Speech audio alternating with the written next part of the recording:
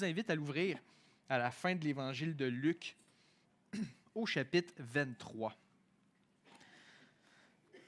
Pendant qu'on tourne, peut-être juste nous mettre en contexte là, de où est-ce qu'on est rendu dans l'évangile de Luc. Enfin, on continue un peu où est-ce qu'on s'est laissé la dernière fois. La semaine passée, là, on a parlé de Ponce Pilate qui a fait un interrogatoire avec Jésus, donc il était seul à seul. Et on a vu que Ponce Pilate n'était pas super intéressé à comprendre réellement qui est Jésus et qu'est-ce qu'il est venu faire là, sur la terre. Et puis ce qui se passe après, c'est que Pilate est intéressé à une chose, d'essayer de libérer Jésus, mais le peuple veut tellement le voir crucifié, les chefs religieux veulent tellement voir Jésus crucifié qu'ils décident de s'en laver les mains. Il fait, faites ce que vous voulez avec, on va le mettre à mort, on va le crucifier. Et c'est donc là qu'on s'en va ce matin, Jésus là, qui s'en va se faire crucifier, pas avec n'importe qui, avec 2 criminels qui vont être crucifiés avec Jésus. On est donc dans Luc, au chapitre 23. Et je vais lire à partir du verset 33. Lorsqu'ils furent arrivés au lieu appelé Crâne, ils le crucifièrent là, ainsi que les 2 malfaiteurs, l'un à droite, l'autre à gauche. Jésus dit, « Père, pardonne-leur, car ils ne savent ce qu'ils font. » Ils se partagèrent ses vêtements en tirant au sort. Le peuple se tenait là et regardait. Les magistrats se moquaient de Jésus, disant, « Il a sauvé les autres, qu'il se sauve lui-même s'il est le Christ, l'élu de Dieu. » Les soldats aussi se moquaient de lui, s'approchant et lui présentant du vinaigre. Ils disaient, « Si tu es le roi des Juifs, sauve-toi toi-même. » Il y avait au-dessus de lui cette inscription, « Celui-ci est le roi des Juifs. » L'un des malfaiteurs crucifiés l'injuriait, disant, « N'es-tu pas le Christ? Sauve-toi toi-même et sauve-nous. » Mais l'autre le reprenait et disait, « Ne crains-tu pas Dieu, toi qui subis la même condamnation? Pour nous, c'est justice, car nous recevons ce qu'ont mérité nos crimes.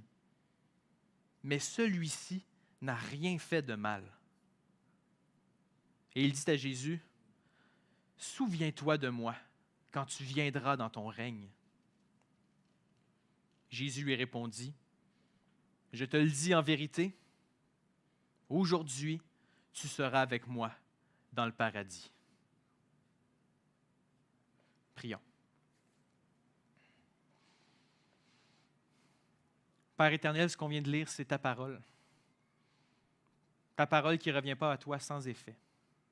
Ce qu'on veut ce matin, c'est se présenter tel qu'on est devant toi, de venir à ta rencontre, sachant qu'en te voyant, on est transformé. Ou on s'attend à toi ce matin, parce que tu as le pouvoir de venir nous transformer de l'intérieur pour que notre vie au complet change. On veut dire merci du privilège qu'on a de pouvoir lire, d'étudier, de comprendre ta parole. Dans ton Fils qu'on te rend grâce. Amen. Si vous avez déjà visité plusieurs églises dans votre vie, peut-être que vous constatez qu'on a une église quand même assez sobre. Hein? En termes de décoration, là, on n'est pas une église vraiment tape à l'œil. Là. Je dirais première chose, il n'y a pas de fenêtre. Ce matin spécialement, il y a une porte ouverte. Sachez que l'hiver, elle reste fermée. Donc, il n'y a pas de regard vers l'extérieur. Hein? Les murs sont gris. C'est les murs qu'on a. Il n'y a pas beaucoup de décoration non plus sur les murs. Je dirais qu'il y a peut-être 2 attraits pour les touristes visuels. Il y a d'abord le slogan ici, qui est un peu là, le rappel de qu'est-ce qu'on fait toutes les fois qu'on se rencontre ici. Sinon, on a notre logo sur le mur là-bas. Donc, cet arbre-là qui est associé à notre église. Je pense qu'il y a quelqu'un qui a eu pitié de nous, qui ont rajouté des fausses plantes un peu à gauche, à droite. Donc, il y a ça aussi. Mais un des derniers ajouts en termes de décoration, c'est ça ici. Donc, la croix là, à côté de moi. Si je ne me trompe pas, ça date du mois de décembre là, de cette année. Donc, c'est tout récent. Et il me semble que j'avais entendu dire que c'était l'idée d'Indar ou qu'Indar avait participé au projet. Je ne sais pas si quelqu'un peut confirmer, infirmer, personne qui sait. Oui, Indar faisait partie du projet. Donc, on remercie Indar et tous ceux qui ont participé au fait qu'on puisse avoir un symbole que les chrétiens célèbrent depuis au-dessus de 2000 ans. Donc, une croix, là, souvent, là, il y a beaucoup d'églises chrétiennes qui vont avoir une croix comme ça. Mais c'est un peu étrange d'avoir ça comme ça dans un lieu de culte. Imaginez, là, vous êtes invité par un de vos amis dans un lieu de rassemblement, dans le sous-sol d'un bâtiment que vous ne connaissez pas. Puis quand vous rentrez dans cette salle-là, il y a une estrade en avant, puis sur l'estrade, il y a une chaise électrique. Hein? Quand vous rentrez là, vous faites « Dans quel genre de réunion je me suis avancé? Qu'est-ce qu'ils vont faire avec ça? Je suis peut-être mieux de sortir maintenant si je veux sortir vivant. Hein? On ne sait pas, on peut se poser des questions quand même, parce que ce qu'on a ici, c'est un instrument de condamnation à mort. Puis c'est un instrument de torture. Et pourtant, depuis au-dessus de 2000 ans, les chrétiens se sont accrochés à ce symbole-là. Parce que justement, c'est plus que juste un instrument de torture pour les chrétiens. C'est un symbole fort qui représente tellement de choses. En fait, quand vous regardez la croix, qu'est-ce que vous voyez? Il n'y a personne dessus. D'abord, là, peut-être un détail, ce n'est pas toutes les églises chrétiennes qui ont ça comme ça, mais on a une croix qui est vide. Et pour ça, pour plusieurs chrétiens, c'est un symbole qui est important. Ça change quoi que la croix soit vide? Qu'est-ce que ça représente? Jésus est ressuscité. Amen. Amen. Donc, on a ici un symbole, semaine après semaine, une croix vide, et on peut se rappeler en regardant cette croix-là que notre Sauveur et Seigneur est vraiment ressuscité. Mais, si on s'habitue, puis que cette croix-là fait partie des meubles, à un moment donné, on peut oublier toute la symbolique qui est associée à cette croix-là. Si semaine après semaine, ce qu'on voit, c'est une croix vide, on peut risquer d'oublier qu'un jour, il y a quelqu'un qui est accroché dessus. Qu'il y a quelqu'un qui a terriblement souffert sur cette croix-là. Et si on oublie ça, la résurrection perd un peu son sens. S'il n'y a pas quelqu'un qui est mort à cause de cette croix-là, une croix vide n'a pas vraiment de sens. Ce matin, j'aimerais ça qu'on puisse aller regarder la croix sous son mauvais jour.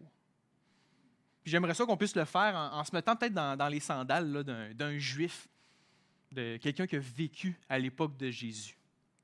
Dans notre passage, ce n'est pas n'importe quelle journée. C'est pas n'importe quelle journée, c'est un vendredi matin. Imaginez-vous, là, vous vous réveillez ce vendredi matin-là, puis vous êtes excité à ce que la journée termine. Parce que votre job est plate? Non, parce qu'à la fin de la journée, c'est le repas que vous avez attendu toute l'année, le repas de la Pâque. Vous allez vous rassembler avec votre famille et vous allez pouvoir célébrer la grande délivrance que Dieu a accordée à vos ancêtres. Ça fait des semaines que vous réfléchissez à ce repas-là, ça fait des jours que vous le préparez, et là, il reste seulement les derniers préparatifs. Vous vous réveillez ce matin-là, vous êtes super excité. Mais étrangement, ce matin-là, il y a du bruit à l'extérieur. Vous sortez, et les gens sont très excités à l'extérieur, mais pas dans une ambiance de fête. Les gens ont de l'air en colère. Vous ne comprenez pas trop ce qui se passe, il y a beaucoup de bruit, vous voyez un de vos voisins, vous l'arrêtez, vous demandez « Qu'est-ce qui se passe? » Puis il vous répond, ils vont le crucifier. Là, vous faites, ah non, pas une crucifixion le jour où on va célébrer la Pâque. Vous êtes tannés des Romains. Tannés des Romains qui vous rappellent sans cesse qu'ils sont plus forts que vous. Tannés des Romains qui, oui, condamnent des criminels, mais de la manière la plus atroce qui soit. Même si vous en avez vu des gens crucifiés, on ne s'habitue jamais à ce spectacle-là. Là, vous regardez votre voisin et puis vous dites, qui vont crucifier? Puis votre voisin vous regarde, il dit, ils vont crucifier Jésus de Nazareth. Attends, quoi? Ils vont crucifier Jésus? Jésus de Nazareth, vous le connaissez. Vous avez entendu beaucoup de rumeurs à son sujet. Le faiseur de miracles qui fait des grandes prédications que tout le monde veut aller voir. D'ailleurs, vous avez manqué une journée de job pour pouvoir aller entendre un de ces fameux discours sur le royaume de Dieu qui ressemble à ci, puis qui ressemble à ça. Jésus de Nazareth, qui quelques jours plus tôt, vous êtes présenté devant lui alors qu'il rentrait à Jérusalem sur un âne. Vous avez déposé votre manteau devant ce âne-là. Puis là, vous réalisez que vous n'avez toujours pas trouvé ce manteau-là. Jésus de Nazareth, qui, selon les rumeurs, et selon ce que Jésus disait lui-même, était le Messie, le sauveur promis par Dieu dans l'Ancien Testament. Quelque chose qui ne fonctionne pas. Ce Jésus-là ne peut pas mourir. Vous ne comprenez pas, mais choisissez de laisser vos préparatifs de côté et vous sortez avec la foule et vous quittez rapidement la ville. Vous allez à l'écart de la ville parce que vous savez que s'il y a une crucifixion, c'est là que ça va se passer. Une espèce de petite butte là, quand même assez à pic, que vous montez, pas en courant, c'est trop essoufflant, mais vous la montez quand même assez vite. Et vous arrivez en haut de ce qu'on appelle Golgotha. Et de Golgotha, vous avez une vue superbe sur la ville de Jérusalem, avec ses murailles, son temple en plein centre surélevé, puis le reste de l'horizon, quelques villages par-ci par-là, d'autres montagnes, quelques cours d'eau. C'est un beau vendredi matin. Le ciel est bleu, le soleil tape, il y a une brise fraîche. Quelques nuages à l'horizon, mais rien d'inquiétant. Et alors que vous regardez sur le mont Golgotha, vous vous rendez compte que les Romains sont là depuis un bout. Ce sont des gens en sueur parce qu'ils ont travaillé fort. Ils sont en train de terminer de creuser des trous. Il y a 3 trous de creusés, pas super larges, à peu près gros comme ça, mais quand même assez profonds. S'il y a 3 trous, ça veut dire qu'il y a 3 personnes qui vont être crucifiées. Peut-être que votre voisin s'est trompé, mais vous êtes là avec le reste du peuple, puis vous attendez de voir si les rumeurs s'avèrent vraies. Et alors que vous attendez, vous voyez une excitation sur le bord de la ville, où est-ce que les Romains sont en train de sortir, les Romains avec leur cape rouge, toujours super intimidant, à repousser la foule pour être sûr de dégager le chemin. Et il y a le cortège romain qui s'en vient. Visiblement, ils s'en viennent crucifier des gens. Il y a une excitation, il y a du bruit, et le bruit s'approche de plus en plus de vous autres. Il y a un Romain qui vous tasse du chemin. Sauvages, ces Romains-là. Et alors que les Romains passent, vous voyez 2 personnes qui sont tirées avec des cordes. Assurément des Juifs, mais vous ne les reconnaissez pas. Ce que vous remarquez, par exemple, c'est que ça fait longtemps qu'ils n'ont pas pris soin d'eux autres. Leurs vêtements sont sales, leur barbe n'est pas faite. Ça fait probablement quelques jours qu'ils sont en prison. Le jour de leur condamnation vient d'arriver. Ils vont être crucifiés dans quelques minutes. Faites le compte. 3 trous, 2 criminels, il manque quelqu'un. C'est alors que vous réalisez que le cortège n'est pas terminé. À la fin du cortège, il y a un homme qui rampe, qui a de la misère à avancer. Vous le regardez, vous avez de la misère à le reconnaître. Ce que vous remarquez, c'est qu'il souffre terriblement. Vous le regardez de la tête aux pieds, puis vous vous rendez compte qu'il manque des bouts de cheveux, qu'il y a une couronne d'épines, de plantées dans la tête. Il y a du sang qui dégouline sur son visage, au-dessus de ses yeux qui sont pratiquement fermés à cause des œils au beurre noir qu'il y a. Puis le sang coule, puis vous vous rendez compte qu'il y a trop de sang qui coule sur le reste de son corps. Je veux dire, c'est beaucoup trop de sang pour juste des épines dans la tête, jusqu'à ce qu'il arrive proche de vous et que vous voyez son dos, ou du moins ce qui reste de son dos, parce qu'il a été frappé par les Romains. Ce que vous voyez, c'est de la chair et des os. Le sang qui dégouline sur le reste de son corps laisse une trace derrière lui alors qu'il avance. Vous le dévisagez, puis vous vous rendez compte que même si vous ne le reconnaissiez pas au début, c'est bien le Jésus que vous avez entendu prêcher il y a quelques mois. Alors c'est vrai. Jésus de Nazareth, le grand prédicateur, faiseur de miracles, va se faire crucifier dans quelques instants. Les Romains perdent patience, prennent Jésus et vont le porter sur une croix qui est par terre avec les 2 autres criminels à ses côtés. Juste le faire déposer sur le sol, son dos qui frotte sur le bois, fait crier de douleur. Ça fait juste commencer. Les 3 crucifiés en même temps, qui ne sont pas encore crucifiés, se font attacher les bras avec des cordes extrêmement serrées. Ça commence à devenir bleu, en fait, au bout de la main. Et alors qu'ils sont tous attachés par les bras, on les attache ensuite les pieds en bas pour les empêcher de gigoter. Il y a un Romain qui arrive, qui sort des clous avec son marteau. Il s'installe devant le bras, vise le haut du poignet avec son marteau, donne un premier coup. Et Jésus de Nazareth crie de douleur avec ce coup-là. Mais le clou était trop long. Il ne pouvait pas rentrer un seul coup. Le Romain donne un deuxième, puis il donne un troisième coup. Il vient de faire une main. Il sort un deuxième clou, s'en va de l'autre côté, donne un premier coup, donne un deuxième coup, donne un troisième coup. À toutes les fois, Jésus décolle de la croix et doit retomber le restant de son dos sur le bois à cause de la douleur. Ce Romain-là sort un troisième clou. Maintenant, il va prendre les deux pieds ensemble. Là, sont une gang de Romains à les tenir pour être sûr qu'ils restent ensemble. Et avec ce clou-là, décide de transpercer le pied. Une fois qu'il est cloué aux trois endroits, les Romains enlèvent la corde. Puis vous vous rendez compte que le bras ne bouge pas. Il est vraiment bien cloué sur la croix. Et alors que les trois crucifiés sont par terre, les Romains se mettent ensemble pour surélever la croix. Et alors qu'ils la soulèvent, ils visent les trous qui avaient été faits auparavant pour être sûr que la croix puisse tenir debout. Et donc, vous voyez la croix qui se lève et qui tombe dans le trou, ce qui donne un choc aux trois crucifiés. Mais ils ne décollent pas. Ils sont vraiment bien cloués. Puis vous en avez assez vu pour savoir que ça fait juste commencer. Il y a des heures et des heures qu'attendent les trois gars sur leur croix. Parce que vous savez que ce qui agace le plus les gens crucifiés, ce n'est pas les clous de planter dans leur corps. C'est leur respiration. Parce que les bras cloués vers le haut comme ça vient comprimer la cage thoracique, ce qui laisse peu de place aux poumons.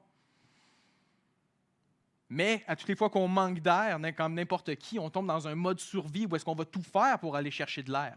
Mais suspendu par les poignets comme ça, pouvant rien s'accrocher nulle part, la seule chose qui reste à faire, c'est pousser sur le clou qu'il y a dans les pieds. S'élever le plus possible pour aller chercher une bouffée d'air. Et se relâcher. Et ça pendant des heures, jusqu'à ce que les muscles soient plus capables. Et que la personne meure, étouffée, asphyxiée, sur la croix. Et donc, vous les voyez les trois. La difficulté à respirer. Puis vous repensez au dos de Jésus qui doit frotter sur le bois à toutes les fois qu'il va chercher une bouffée d'air. Vous ne comprenez vraiment pas ce que vous voyez.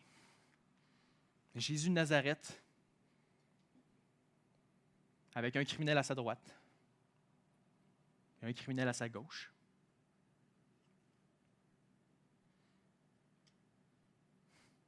Alors que vous les regardez avoir de la difficulté à respirer, il y a Jésus qui pousse sur ses pieds un bon coup, qui va chercher une grande bouffée d'air et qui dit « Père,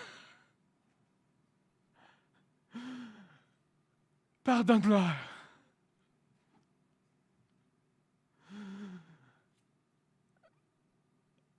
Parce qu'ils ne savent pas ce qu'ils font. »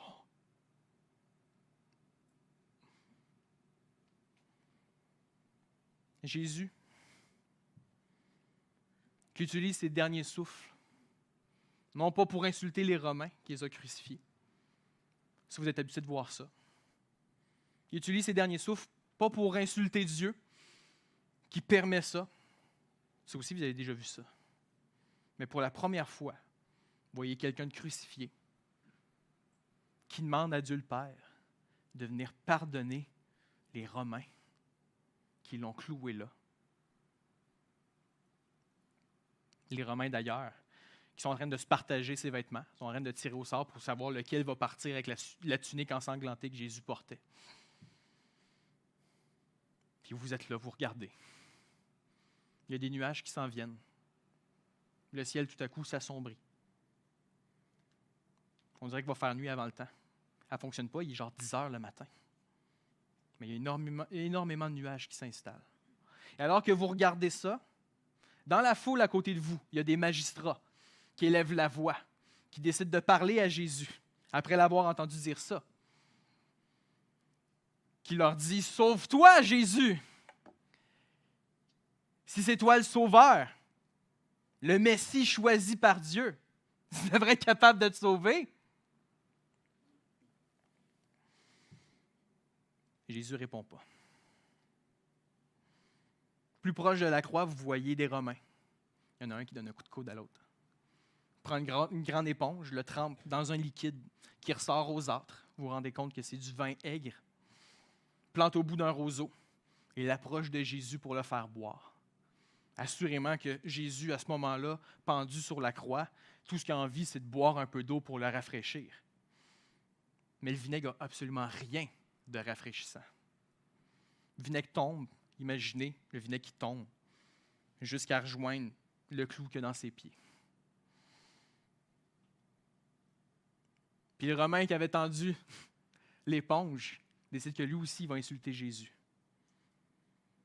Puis il dit, « Si tu es le roi des Juifs, sauve-toi! » Puis s'en va, part en riant, donne un bon coup de main à son collègue, retourne à son poste. Vous entendez ça, vous vous dites, comment ça se fait comment est-ce qu'un Romain peut penser que Jésus est le roi des Juifs? Alors que vous regardez, vous vous rendez compte qu'il y a une inscription au-dessus de la tête de Jésus. Ça, il n'y a pas souvent ça sur des crucifixions. Mais une inscription en 3 langues différentes. Vous ne comprenez pas les 2 premières, mais la dernière, c'est votre langue maternelle. Puis c'est écrit, celui-ci est le roi des Juifs. Les Romains n'arrêtent pas d'humilier jusqu'au bout. Non seulement ils ridiculisent la personne qui est crucifiée, mais en plus, ils vont choisir de se moquer des Juifs qui sont là pour regarder. C'est comme si les Romains étaient en train de dire, si ça c'est votre roi, regardez ce qu'on est capable de faire. Vous n'avez vraiment aucun pouvoir ici.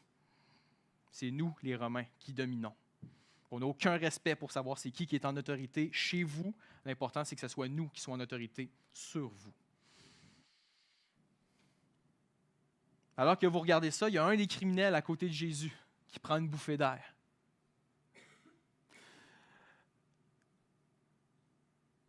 « Hey Jésus! Si t'es le sauveur, ben sauve-toi! Puis après ça, tu nous sauveras. On va aller luncher ensemble. »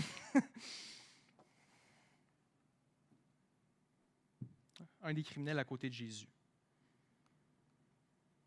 Il utilise ses derniers souffles pour l'insulter. Alors que vous regardez ça, vous entendez « Hey! » C'est l'autre criminel sur l'autre croix qui prend lui aussi une bouffée d'air puis qui dit « T'as pas peur de Dieu? »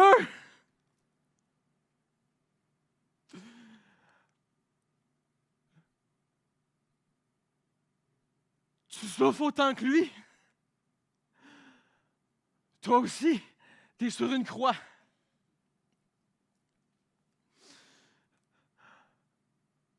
Mais nous, toi puis moi, on reçoit ce qui est juste. Lui, il n'a rien fait de mal. Le deuxième criminel est en train de reprendre le premier. Parce que le premier criminel, il agit vraiment comme un insensé. Il agit vraiment comme s'il n'y avait pas Dieu qui régnait sur l'univers, à insulter Jésus, à se croire vraiment au-dessus de Jésus dans cette situation-ci, se permettre de l'insulter de haut, alors qu'ils sont littéralement sur un pied d'égalité. Les 3 sont crucifiés. Puis le deuxième criminel réalise que c'est une grande injustice.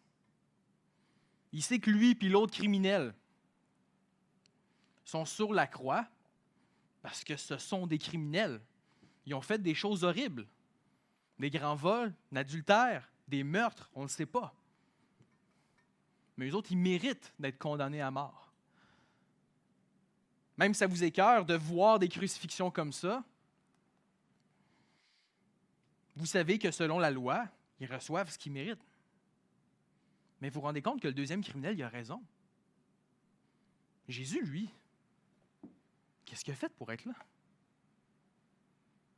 Vous n'avez jamais entendu rien de mal à son sujet. Comment ça se fait qu'il est cloué sur la croix? Ça n'a aucun sens. C'est vrai que c'est injuste. Puis assurément, lui, il souffre plus que les deux autres. Il a été frappé, on lui a planté une couronne d'épines. Qu'est-ce qu'il fait là? Pourquoi il est traité comme un criminel s'il n'a jamais rien fait de mal? Vous commencez à vous remettre en question. C'est-tu vraiment lui le sauveur? Y a-tu fait quelque chose dans les derniers moments que je ne sais pas qui fait que c'est ramassé là? Ça n'a aucun sens. Je l'ai entendu enseigner. J'ai entendu les rumeurs à son sujet. Ça n'a aucun sens qu'il soit là, crucifié, comme un criminel. Puis le deuxième criminel décide qu'il prend une autre bouffée d'air.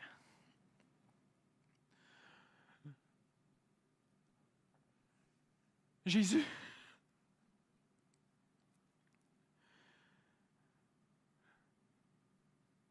moi c'est fini. Je m'en vais après.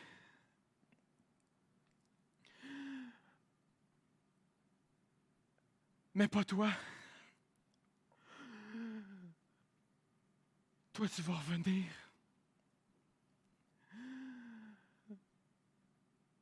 Puis tu vas régner.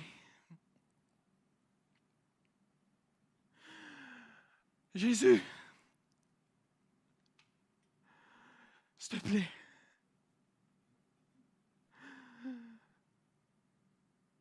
Rappelle-toi de moi. Quand tu vas revenir en tant que roi.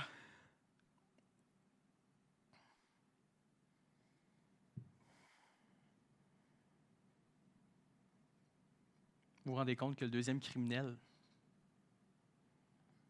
a une confiance extraordinaire en Dieu. Parce qu'il sait qu'un Dieu juste qui règne sur la création ne laissera pas régner l'injustice. Et donc, si Jésus, qui est crucifié sur la croix, a été crucifié d'une manière injuste, d'une manière ou d'une autre, Dieu va rétablir la justice. Il ne fermera pas les yeux sur ce qui se passe. Mais vous vous rendez compte que le deuxième criminel a une confiance énorme en qui Jésus dit qu'il est, le vrai sauveur. Si Jésus est vraiment le vrai sauveur, il ne va pas finir sur la croix comme ça. Il ne va pas finir mort. D'une manière ou d'une autre, il va revenir, puis il va revenir comme le roi qui a été promis dans l'Ancien Testament. Et qu'à travers ce roi-là, Dieu va rétablir la justice. Donc le deuxième criminel vient de lui faire une demande. Souviens-toi de moi quand tu vas revenir. Peu importe où moi je m'en vais, le criminel a cette confiance-là que Jésus va être capable de venir le délivrer, même au-delà de la mort.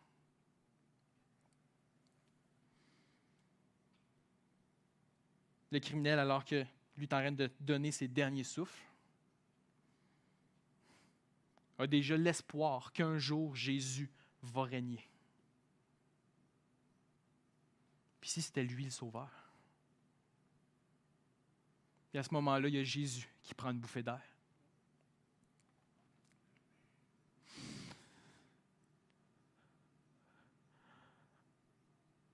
Amen. Amen.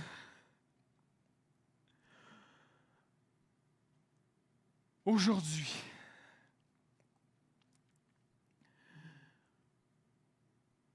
je te prends avec moi.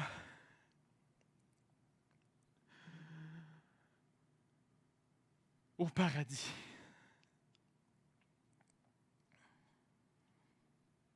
Et Jésus, à toutes les fois qu'il dit quelque chose d'important dans ses enseignements, commence en disant « Amen, Amen » ou « En vérité, je te le dis ».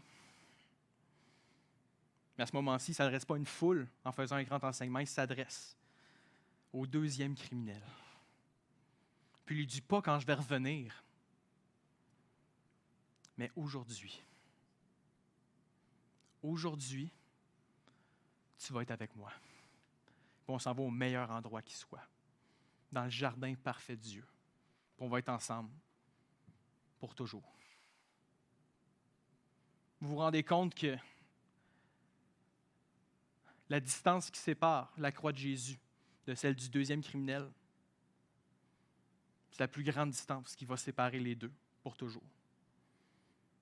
Parce qu'après cet épisode-là, Jésus a promis qu'elle allait le prendre avec lui, puis qu'elle allait être ensemble. Jésus parle comme si son règne n'allait pas venir plus tard, mais comme s'il était déjà en train de régner aujourd'hui, même s'il est sur une croix, même s'il souffre, même s'il va mourir dans quelques instants. Jésus parle comme un roi victorieux qui est capable de pardonner même l'un des pires criminels. Le criminel ne mérite pas ça, d'aller au paradis de Dieu. Le criminel mérite de quitter la croix et qu'on ne le revoie plus jamais, qu'il soit oublié par Dieu. Assurément, il s'est passé quelque chose quand Jésus il a demandé à son Père de les pardonner. Assurément, Jésus a pardonné ce criminel-là pour lui promettre de partir avec lui dans le paradis.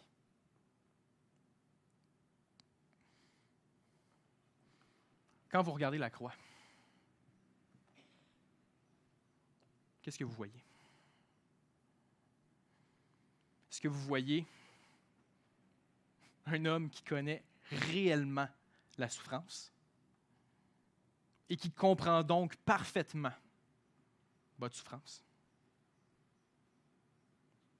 Un homme qui, malgré la souffrance, semble au contrôle de tout, parce qu'il est au contrôle de tout. Un homme qui a le pouvoir de faire du bien, même quand on lui fait du mal. Un homme qui a le pouvoir de pardonner les pires choses qu'on a faites. Un homme qui règne comme un véritable roi.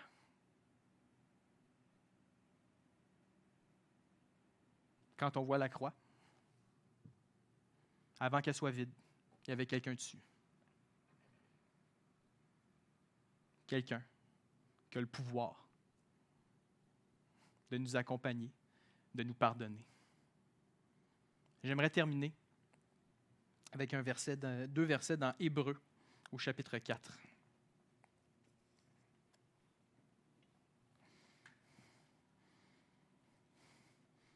Parce que les disciples de Jésus, plusieurs années après cet événement-là, regardaient ce qui se passait, lisaient l'Ancien Testament, puis comprenaient des choses extraordinaires, parce que Dieu leur révélait. Et dans Hébreux au chapitre 4, à partir du verset 14, c'est écrit « Ainsi, puisque nous avons un grand souverain sacrificateur, ou si vous voulez, puisque nous avons un grand représentant devant Dieu, qui a traversé les cieux, Jésus, le Fils de Dieu, demeurons fermes dans la foi que nous professons. Car nous n'avons pas un représentant auprès de Dieu qui ne puisse compatir à nos faiblesses. Au contraire, il a été tenté comme nous en toutes choses sans commettre de péché. » Le deuxième criminel, il avait raison. Mais en regardant ce qui se passe, dans Hébreux 4, verset 16, c'est écrit « Approchons-nous donc avec assurance du trône de la grâce, afin d'obtenir miséricorde et de trouver grâce pour être secourus dans nos besoins. » Je ne sais pas ce que vous traversez présentement dans votre vie. Mais le Jésus qui a été crucifié sur la croix a le pouvoir de vous accompagner. Parce qu'il n'est plus crucifié. Il est ressuscité. Il a vaincu ces souffrances-là. Il a vaincu même la mort. Il a vaincu nos fautes qui nous séparaient de Dieu. Et donc, comme les chrétiens, depuis 2000 ans, on peut s'accrocher à cette croix-là, sachant qu'elle était suffisante pour qu'on puisse être auprès de Jésus pour toujours.